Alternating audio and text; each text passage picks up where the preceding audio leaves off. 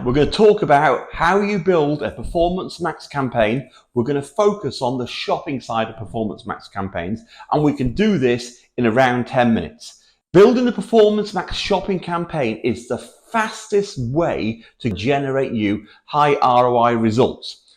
But there is a bit of a problem, and it's a really big issue.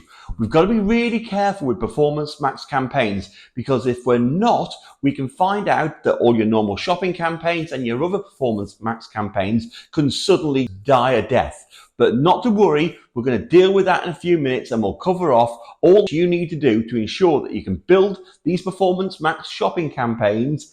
Before we do, don't forget, please click the like button and the subscribe button. I'm John Langley. I'm the 1.5 billion Google Ads guy. I run an agency called Click Convert Marketing, and we're a team of 30 professionals building Google Ads campaigns worldwide, the States and the UK. So let's jump straight in. Jump into your campaigns, and the first thing we're looking at this blue button here. I'm going to click the blue button and we're going to choose Create a New Campaign. Google presents us a whole range of objectives, from sales, leads, website traffic, awareness, consideration. But in my experience, we need to really just amend this to just achieve the goal we want to do. And what we're trying to do here is we're trying to build you a product-based shopping high-performance campaign based around the Performance Max. You click on Create a Campaign Without Goal Guidance. It's then going to ask us what type of campaign. We are, of course, looking for a Performance Max. It's going to say, hey, what conversions are going to be really important to us? So beginning the checkout is a really good indication that we're getting the right type of users to the site. And ultimately, we want purchases. We don't want app downloads. We just want, if you've got the option already configured, you want start checkout and you want purchases. We're going to choose, we're advertising products from the Merchant Center. We're not going to be using any text, video, or image ads in our assets. We're going to select an account. We've selected our account. It'll be grayed out for you. And we're going to pop in here our final URL. We do continue. And it's going to ask us for a quick summary. It's going to ask us for a name. So we're going to call this Performance Max. And we're going to call this price segments.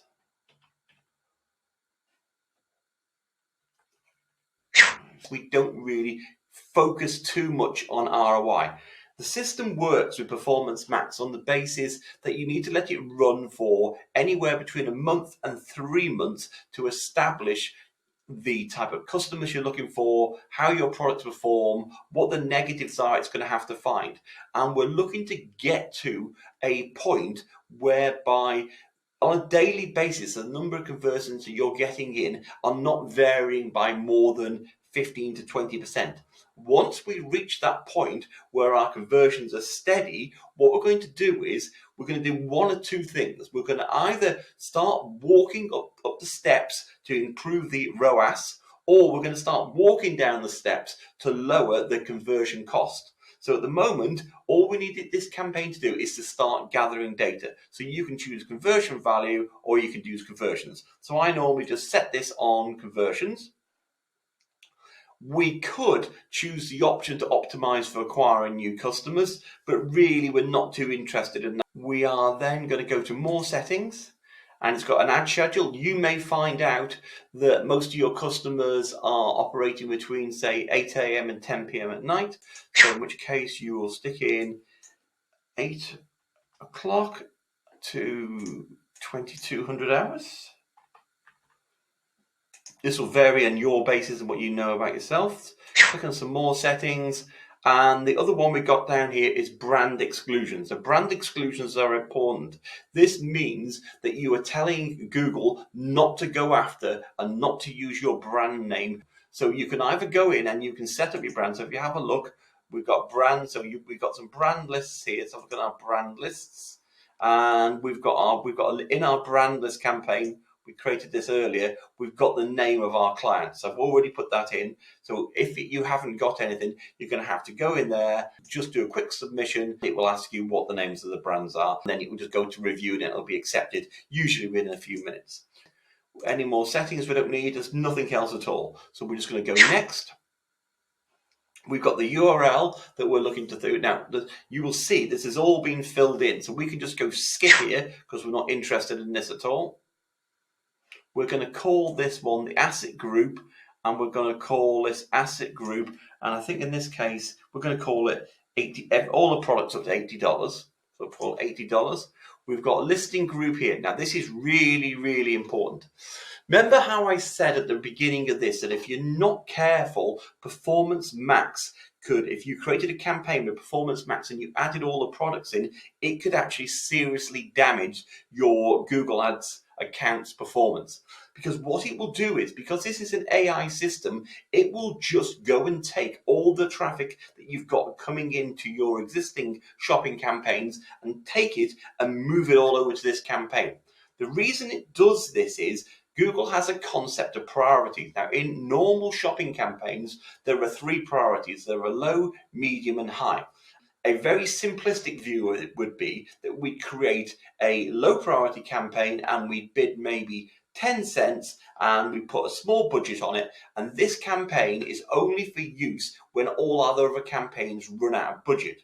We would then create a secondary shopping campaign. We would put that on a medium priority, and that has the mainstay of all our products in it. So that campaign runs, but in a situation where we get a very busy day or there's a lot of competition in the market and you run out of budget, we will still be there because we've got our fallback position campaign with our low bid campaign at 10 cents or 10 pence. Now, if your supplier or you manage to get some products in on promotion, there's maybe a price discount of 10, 20%, and you want to start pushing these products, but you don't really want to start lowering the bid in the campaign on the medium priority because it means you're adjusting the performance of that campaign. So what you can do is you can go and create another campaign called a high priority campaign, and you put those 20 products in there, and you may decide to bid less because they're such a great deal at the moment. And when the traffic comes into your AdWords account, it won't go to the medium account that's got the higher bid on of, say, $1.20. It will actually be dictated to by the priority. So all the traffic will go to the high priority campaign regardless of what the bid is. And that's how you can have these products on promotion. As soon as the promotion comes to the end, you can just turn those products off, turn the high priority products off, and automatically it will just go back to the medium priority campaign. Now that we understand how the low, medium, and high priorities work, we have to understand that a Performance Max campaign is really an ultra high priority campaign. So if we leave this on all products here, what will happen is that it will actually rob out all the traffic from our other campaigns, and we can't have that. So it's really important that we come in here and we must never use all products. We must use a selection of products. So you could do it by ID and you can manually select the products you want in here. But what we're going to do here is we've already created a custom label. So a custom label is a label that you can put onto your products in the Merchant Center. So you could have a rule in your Merchant Center that says if your products are below $10, label them with the $10 level. If they're below 20 but above 10, put them at 20, 30, 40, 50, 100,000, whatever. So I'll cover that in another video at another date, but for the moment we're going to use custom label, and we can see we've got some price bands in here. So our products start out at 49, 59, 69, so on and so on. So we're going to concentrate on the $79 products, okay? And we can see there's 21 of them in this case here. So we're going to nip down the bottom. We're just going to do save. So we've got our products in there. We've got a final URL. We've got none of these headlines set at all. We've got logos. Let's have a quick look at that. Logos, we want to edit those. We don't want these at all. Okay, we don't want any logos at all. We don't want any images.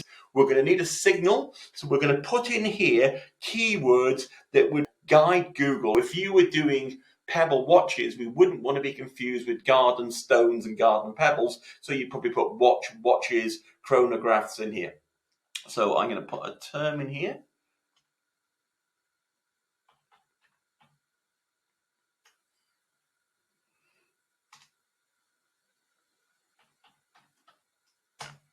So we've got 2 keywords in here. They're under review. Don't worry about it.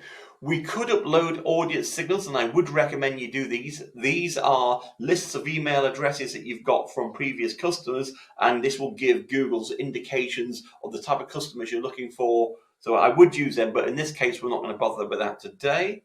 We're going to do next. It is recommending a $12 budget in this case here. We'll just go along with the $12 budget.